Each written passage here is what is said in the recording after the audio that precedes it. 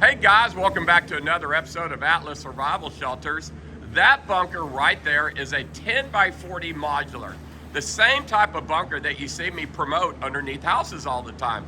In today's video, I'm going to show you what it looks like on the inside. That's a 1-bedroom.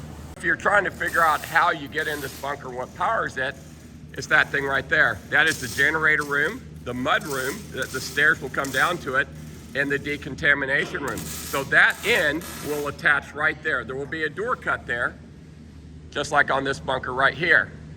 But when you come down the stairs, you'll be into the mud room right here. If you take a left, you'll be in the decontamination room, and there'll be another one of these gas-tight doors that leads into the bunker. And if you go to the right, there'll be a diesel generator in that room, and that's what will run your shelter, as well as having batteries to back it up.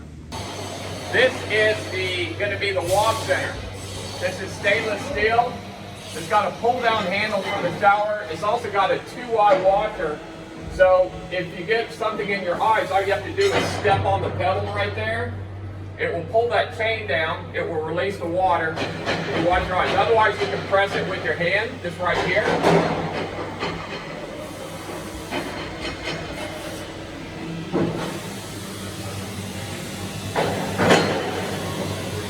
This is a 10 by 40 safe cellar from Atlas Survival Shelters.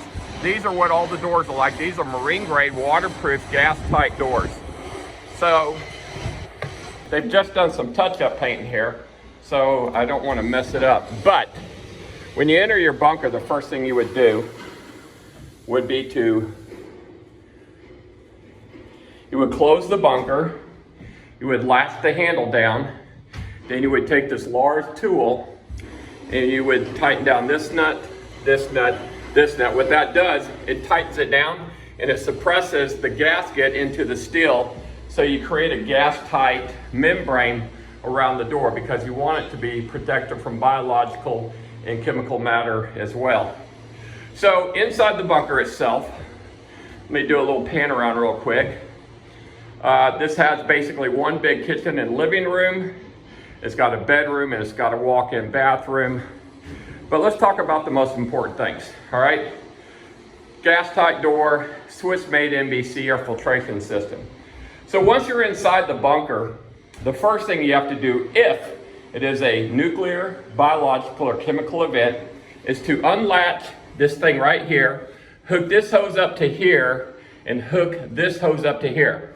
Then once you turn on the air system, I'll go ahead and turn it on. Okay, now this is all the noise the Swiss-made or Swiss-style NBC air filtration system makes. So what is happening, it is pulling air through a hose, and it's going to go through the main entrance into the HEPA filter first, then it goes through the carbon second, then it comes back out through this outlet right here, it comes up through here, and it is pushed out through here, and there is wind coming through there. So that is how the air system works, okay? Now, this up here is what's called a pre-filter. Inside there is a filter that will get your heavy soot, your smoke, and it will keep that from entering into the actual HEPA filter and the carbon filter. This is for condensation, because when you're pulling hot air in on a cold bunker, you create condensation. So this periodically has to be emptied, except the Atlas shelter has the patented condensation air pipe, so this will never see a drop of water. Okay, that is a system that Atlas designed. But that is the actual air system running right there. I'm going to go ahead and turn it off. Just in case you do lose power, you have a manual crank. All you have to do is grab the handle. There's a key in there. You see right there? Now this has a screw. You got to loosen the screw. Keep in mind I'm doing this with one hand. Don't laugh. Okay, you'll notch it in there. You tighten down the screw, then you just grab the handle, and you can operate it with one hand. That's all there is to it. Now this thing is easy enough that a 5 or 6-year-old can operate it, okay? And that's all there is to that. Alrighty, so let's go into the main bunker itself. This, as I said, is a 10-foot by 40-foot safe cellar. And what that means from Atlas Survival Shelters, our safe cellars all have under the floor storage, 2 feet of underfloor storage with twin 300-gallon water tanks built into a bunker this size. The smaller shelters, say a 20-footer, only has one 300-gallon tank because you got to leave room for all the food and supplies. So let me open up one of the panels here. Okay, now the plumbing is all set. These are all the cords ready to go. Once we get the bunker installed, that will hook up. Any one of these panels you can raise with one finger, and underneath you have under the floor storage, and there's one of the 300-gallon water tanks that's built in. Now you can also notice this is made with a heavy structural angle iron every 2 feet on center. So if you wonder the space between the floors, there's basically 24 inches between the angles on the floor. Alrighty, so in this particular bunker, we've got a nice little kitchenette set up. Normally we put a stainless steel microwave up there. They didn't want one in this case, I don't know why. Also, underneath is a reverse osmosis water filtration system. So when the water comes in, it actually will go through a sediment filter first and enter into the tank. Then when it's pulled from the tank, it goes through a reverse osmosis system, so it gives you the purest drinking water that you can get. And why do we do that? Well, let's say the water's been sitting in the tank for 5 years and it's bitter and it tastes bad, and you add iodine to it to purify it. That will pull out the color and the taste of the iodine, most of it, about 99% of it. But that's why we do that. So in this particular bunker, we custom made the furniture. So this is a custom made table to match the custom made entertainment center for a big screen TV, and to match custom made twin beds, as you see in this room here.